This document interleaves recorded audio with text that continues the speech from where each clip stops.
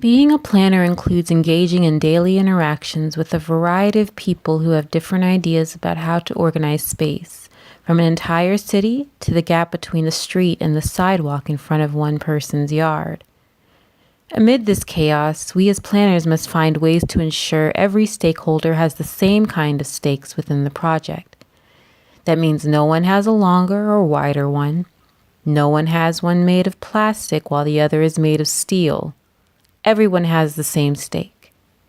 However, given societal power dynamics, this is quite impossible, and often planners move forward with plans that benefit those who already have a great deal of privilege or a much stronger, sturdier stake.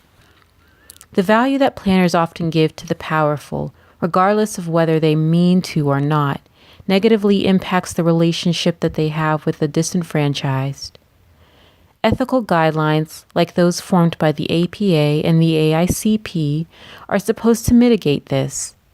But how realistic is this without using historical context and equitable practice to shift the balance for marginalized communities? Does this make room for advocacy or equity planning as a way of addressing poverty and racial segregation, the root causes of crisis in many American cities, as Norman Krumholtz describes it? I am coming from a group of people who have gotten the weaker stake in America. Because my focus is on planning that benefits Black Americans, I'm left with this ethical dilemma. Lifting the voices of the marginalized so that projects benefit them is exclusionary towards other groups of people. We are supposed to treat every group we work with the same, but that completely disregards the fact that different people have received different forms of attention and care from planners over time. In the past, dilemmas such as these have frequently arisen. There are many examples where lifting up the needs and desires of Black people in a community have led to a brief period of success before ending in disappointment or trauma. Have you ever heard of Soul City? Soul City was a proposed city in Warren County, North Carolina, that in the 1970s was a dream project for African American planners and policymakers. The concept was introduced by Floyd B. McKissick, a civil rights activist. This utopian city would be open to everyone who wanted to live there regardless of race, but it was clear that it would center Black economic development and political power.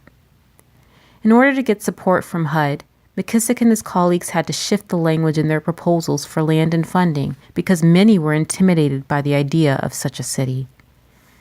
They would not fund a city that appeared separatist in a time when segregation had not been illegal for long. Soul City was greenlit by HUD at first, and McKissick, along with those who believed in his vision, moved to Warren County to begin building. But in the end, a lack of investment, spurred on by racism, led the city to fail. Banks ended up seizing the land, and the dream of Soul City ended. These days, that same idyllic land in rural North Carolina is the site of a correctional facility. That's right, a prison. The irony is not lost on those who believed in McKissick's vision. How can we move forward when those who hold the purse strings want race-neutral ideas? As a planner, it comes back to me having to think about everyone and include everyone in my projects.